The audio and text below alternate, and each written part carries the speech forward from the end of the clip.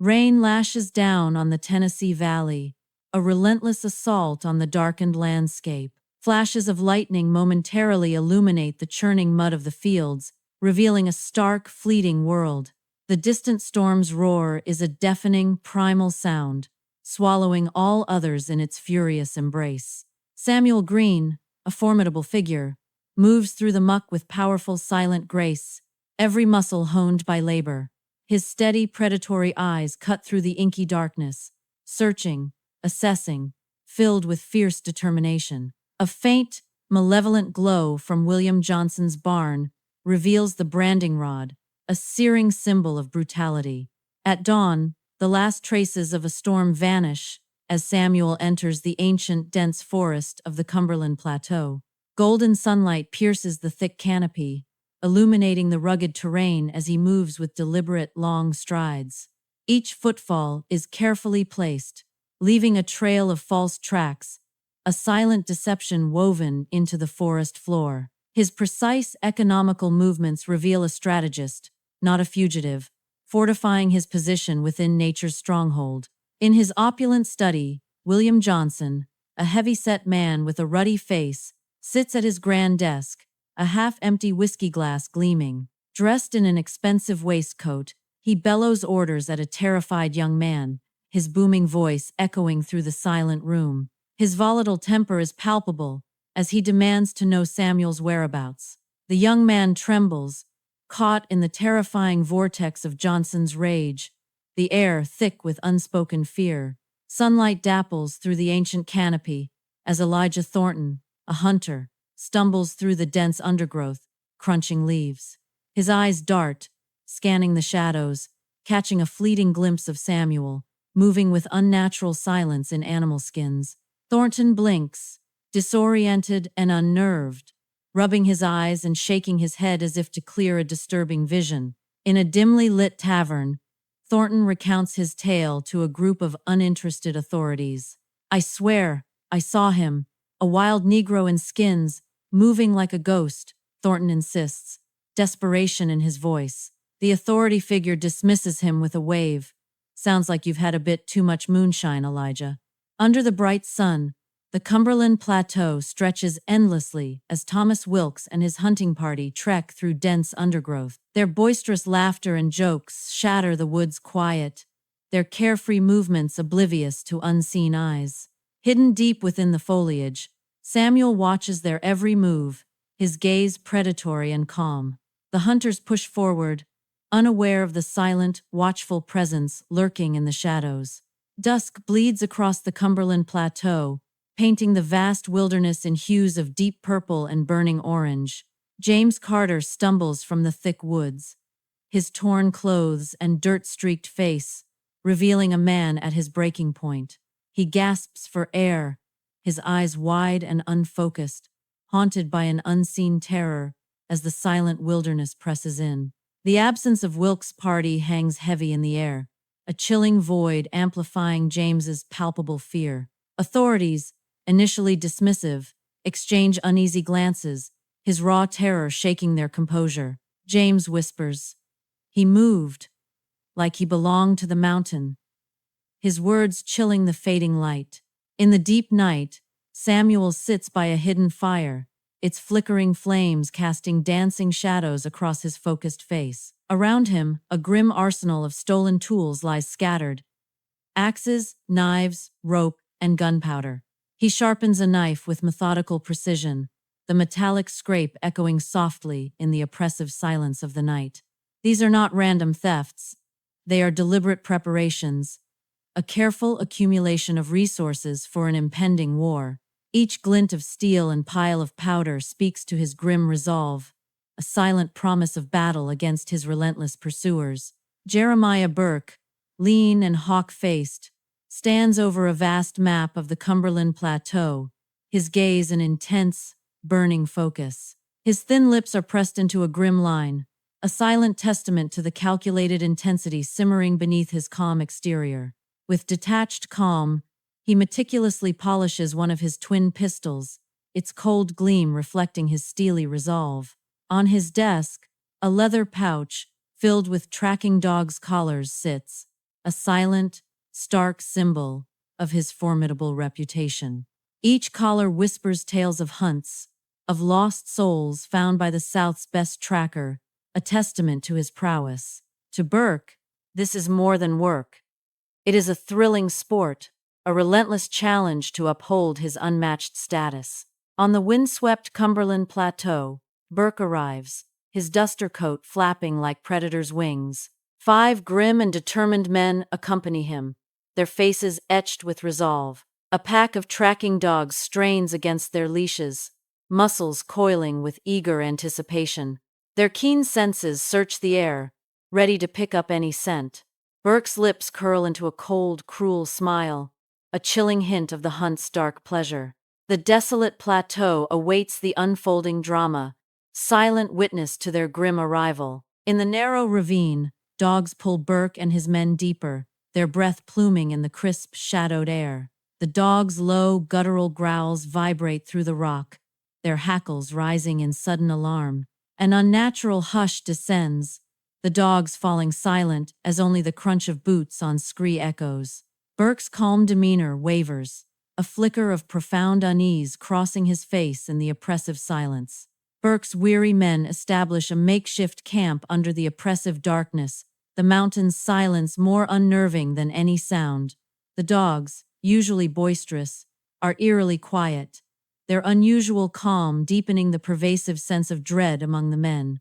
One by one, 5 men are silently dragged from the camp, their muffled struggles vanishing into the vast, silent mountain. The remaining men huddle in terror, their wide eyes scanning the wilderness as they listen to every rustle and creak. The riverbank at dawn, bathed in the soft, ethereal glow of the rising sun, paints the sky in hues of rose and gold. Michael Reynolds drifts languidly downstream, his body a silent, barely conscious testament to a struggle, surrender, or a message. On the riverbank, Samuel stands sentinel, his gaze fixed on Reynolds, his expression an inscrutable mask of calculated intent. He watches, unmoving, allowing the current to carry Reynolds further, a chilling display of deliberate inaction. This calculated neglect is a silent, brutal message, a warning carried by the river's flow, destined for his pursuers. Reynolds' form recedes into the distance, a stark silhouette against the dawn, a pawn in a dangerous game. Days later, Burke's loyal tracking dogs return to camp, disoriented and whimpering, their tails tucked low, a stark, unsettling detail. Their collars are cleanly severed, a silent testament to an unseen struggle. The absence of Burke's body leaves his fate an unsolved mystery, a chilling void in the community. A long, cold shadow falls over the camp, a testament to the unexplained disappearance that haunts them all. Inside the militia headquarters, Captain William Holt, disciplined and stern, pores over reports of disappearances. His blue-gray eyes narrow, dismissing tales of wild Negroes as he reads about the vanished men, a flicker of disbelief. He slams his fist on the heavy oak desk, the thud echoing the depth of his resolve. Captain Holt declares, his voice firm and unwavering, "Prepare a full militia expedition. We're going in. 40 armed men, a militia expedition, move with disciplined precision through the rugged Cumberland Plateau. Their immaculate gear and tight formations betray a subtle, unsettling undercurrent of unease." Captain Holt, a figure of rigid control, consults a brass compass, its polished surface glinting in the harsh sun. His unwavering gaze scans the unforgiving landscape, his presence a stark contrast to the quiet tension among his men. Sunlight dapples through the dense canopy, revealing Samuel's hidden camp, crude yet functional, a testament to survival. Meticulously arranged weapons and scattered belongings of 7 missing men hint at recent ominous occupation. A journal lies open on a makeshift table, its pages filled with Samuel's precise, deliberate, and unsettling handwriting. Holt's men move cautiously through the camp, their faces grim, a palpable tension in the air. A worn, leather-bound journal lies open, its age etched into every fiber. Yellowed pages, brittle with time, are covered in elegant looping script, a testament to forgotten thoughts. Our gaze is drawn to a specific entry, handwritten in dark, stark ink, holding a powerful secret. The words, stark and powerful, whisper of a past torment. They hunted me with chains. A chilling resolve resonates as the final words are revealed. Now I hunt them with memory. On day 17, fresh prints scar the pristine snow, leading Holt's men to a treacherous cliff edge. Samuel stands silhouetted against the vast, icy expanse, cornered, with no escape. Shots echo like thunderclaps through the frigid air, shattering the silence of the wilderness. Crimson stains bloom vividly on the stark white rock, a brutal testament to the violent encounter. A sudden, violent snow squall descends, engulfing the cliff in a blinding whiteout. Visibility drops to zero as the storm rages, turning the world into a swirling vortex of white. The militiamen, previously resolute, begin to panic, their faces etched with fear and disorientation. They stumble blindly, lost in the sudden, terrifying chaos of the blizzard. Their desperate cries are swallowed by the wind, their fear palpable in the icy air. The once solid ground underfoot becomes treacherous, each step a gamble against the raging storm. The brutal snow squall finally clears, revealing a pristine, untouched landscape of blinding white. Samuel's tracks, once a beacon of hope, abruptly vanish into the vast, unforgiving expanse of the snow. The men stand defeated, their shoulders slumped, gazes fixed on the bewildering disappearance of Samuel's trail. A profound demoralization washes over them, their faces etched with the crushing weight of their failure. They turn in unison, a silent, broken procession, beginning the arduous journey back to their desolate camp. Their confidence lies shattered, leaving only the chilling echo of emptiness in the vast, silent wilderness. In William Johnson's study, gaslight flickers, casting long, dancing shadows across mahogany walls, revealing a horrifying scene. A feathered arrow pierces Johnson's chest, his eyes staring blankly at the ornate ceiling, fixed in death. The heavy oak door remains locked, undisturbed, no windows ajar, no sign of struggle, only an eerie stillness. The silence of the room is broken only by the rhythmic ticking of a grandfather clock in the hall, a chilling counterpoint. An arrow pierces the silence, pinning a chilling note to Johnson's chest. The note's stark message, "Justice remembers," is written in a precise, unsettling hand. This is no random act, but a meticulous and cold vengeance. A grim testament to Samuel's calculated retribution. In Johnson's barn, the air hangs heavy with the scent of dust and the unspoken history of cruelty. On the grimy floor lies a twisted iron branding rod, a relic of past torment. It is bent and gnarled, as if crushed by an unseen, terrifying force. Its grotesque distortion speaks volumes, a silent, powerful testament to overwhelming power. The mangled iron, once an instrument of pain, now lies in ruin, a chilling symbol of vengeance. 2 years have passed, and the once grand Johnson estate now crumbles under the weight of neglect. Sprawling fields, once meticulously cultivated, are now aggressively reclaimed by wild, towering weeds. Buildings, once symbols of prosperity, show severe disrepair. Paint peels, and windows stand shattered. The air hangs heavy with the ghost of bygone grandeur, a stark contrast to the pervasive decay. The plantation, consumed by neglect, is a haunting testament to faded opulence and forgotten times. The afternoon sun casts long, skeletal shadows across a forgotten cemetery, revealing years of neglect. A cracked headstone, bearing the name Johnson, stands as a desolate monument to a life unremembered. The earth around the grave has sunken, a silent testament to abandonment and the passage of unforgiving time. No vibrant flowers or freshly turned soil mar the desolate landscape, only the stark evidence of utter neglect. This forgotten plot speaks volumes of a legacy utterly ruined, a brutal, complete justice etched in stone. Inside the militia headquarters, a palpable tension hangs heavy in the air, a silent prelude to the grim events ahead. Captain Holt stands rigid, a statue of grim determination, as he receives his chilling orders. His face, a mask of stone, conceals the turmoil within, revealing nothing to those who watch. Yet, in the depths of his blue-gray eyes, a fleeting hint of dread flickers, a silent scream of his soul. 60 armed men are to be sent into the perilous plateau, their mission brutally clear: kill Samuel on sight. The weight of the command settles on Holt, a burden of life and death, etched into his very being.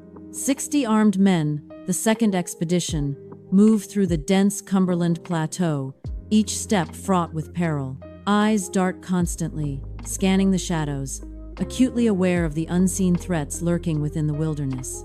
The air hums with tension, every rustle of leaves, every snapped twig, a potential harbinger of doom. Ambushes strike swiftly and brutally, leaving no time for thought, only the primal instinct to survive.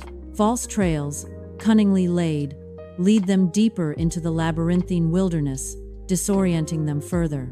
With each step, the men are swallowed deeper into the treacherous heart of the Cumberland Plateau, lost and vulnerable. Sunlight struggles through the ancient canopy of the Cumberland Plateau, dappling the forest floor in an eerie light. Ominous warnings are crudely carved into the bark of a tree. The mountain keeps its own, stark and unsettling. A group of helmeted militiamen exchange uneasy glances, their faces grim as they read the chilling messages. Their once solid resolve wavers, a palpable fear seeping into their ranks as the mountain's warnings take hold. In the militia headquarters, Captain Holt sits at a scarred wooden desk, the dim lantern light casting long shadows. His hand, quill in motion, works steadily, but his brow is deeply furrowed, betraying a profound, unsettling thought. He pauses, his gaze fixed on nothing, a grim realization dawning. We are not pursuing a man, we are being studied. With a heavy sigh, he returns to his report, his face now etched with a somber, newfound understanding. He closes the report with a decisive, yet defeated gesture, the sound echoing the weight of his decision. Turning to an unseen subordinate, Captain Holt's voice rings with finality. Order a full retreat, now. Under the relentless August sun, Edward Mitchell, a lone surveyor, navigates the wild Cumberland Plateau. His deliberate movements carve a path through the dense, untamed wilderness, each step a testament to his resolve. Suddenly, he encounters Samuel, standing motionless amidst the trees, an unexpected presence in the quiet expanse. Samuel's ancient face, etched with the passage of time, belies his piercingly sharp eyes that fix on Mitchell. An unspoken understanding, heavy with history and fate, passes between them in the surprisingly calm air. On the rugged Cumberland Plateau, Samuel stands firm, the wind a relentless sculptor at his close. His gaze sweeps over the vast, untamed mountains, a quiet triumph etched upon his face. Beside him, Mitchell listens, an attentive shadow against the dramatic landscape. Samuel's voice, resonant with emotion, declares, "I have made these mountains remember me." A profound silence hangs in the air, broken only by the wind's mournful sigh. With a final, resolute breath, Samuel reveals his departure. "I'm leaving." A brutal, record-breaking snowstorm rages across the mountains, burying everything under a suffocating white blanket. The relentless wind howls, a biting force that tears through the frigid air, challenging any hope of survival. Thick, blinding sheets of snow fall ceaselessly, transforming the landscape into an unforgiving, desolate realm. This brutal, unforgiving landscape is a place where survival seems impossible, a testament to nature's indifferent power. Whispers among those who remember Samuel suggest he has succumbed to the cold, his legend now a tragic tale. The vast, empty expanse of snow stretches endlessly, a chilling monument to the storm's overwhelming might. Years later, the Cumberland Plateau is cloaked in the inky blackness of night, a vast, silent expanse. Suddenly, the silence is shattered by the sharp, piercing sound of warning whistles, cutting through the darkness. The unseen wind carries the chilling whistles, a disembodied symphony that echoes across the desolate landscape.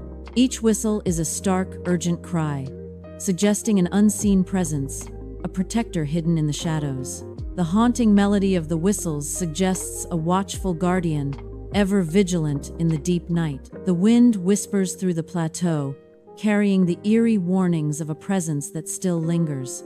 Sunlight streams through tall, arched windows, illuminating dust motes dancing in the air of a Quaker meeting house. A small congregation sits in quiet contemplation, their faces etched with a blend of hope and concern. An elderly Quaker woman, her face lined with wisdom, holds a brittle, aged letter in her trembling hands. Her voice, calm yet weighty, reads aloud, and word reaches us of a man from the Alabama wilderness, making his way toward the Northern Star, toward Canada. His journey, fraught with peril, remains unconfirmed. The air is thick with anticipation and uncertainty as she finishes.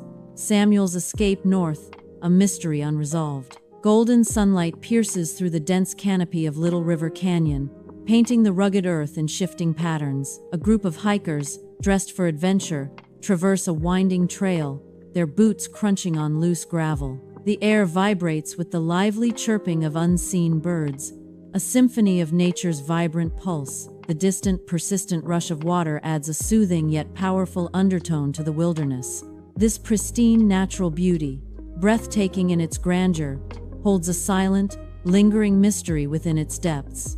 The canyon's serene facade belies the untold story of Samuel, an enigma woven into its very fabric. Sunlight filters through the dense canopy, dappling the forest floor in a dance of light and shadow. Two park rangers, clad in uniforms, navigate the rugged terrain, their boots crunching on fallen leaves. They approach a massive moss-covered boulder, a silent sentinel in the ancient woods. One ranger points, his finger tracing a series of etched symbols on the boulder's weathered surface.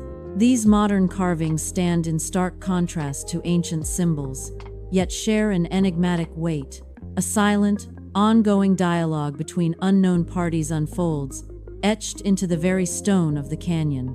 A soft, worn quilt drapes over a couch, a silent testament to generations of stories and comfort. Descendants of Scottsboro gather, their hushed tones and shared tea filling the room with unspoken history. The air thickens with quiet reverence, a subtle acknowledgement of past actions and their lasting echoes.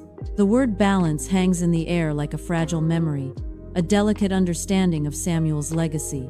Faded, handwritten plantation punishment records from 1,844 flash across the screen, each brittle document detailing brutal acts. As the years progress, a dramatic and eerie decline in documented beatings appears in counties near the plateau. The stark absence of entries speaks volumes, a silent testament to the fear Samuel has instilled. A profound, quiet victory is etched into the very silence of the records, a chilling testament to his power. The Cumberland Plateau unfolds, majestic and unforgiving, bathed in the fiery hues of a setting sun. Long, dramatic shadows stretch across the rugged terrain as ancient mountains silently guard their timeless truths. When justice cannot be found in courts, when mercy does not exist, what does a man become? The landscape speaks of a powerful, enduring lesson etched into its very stone.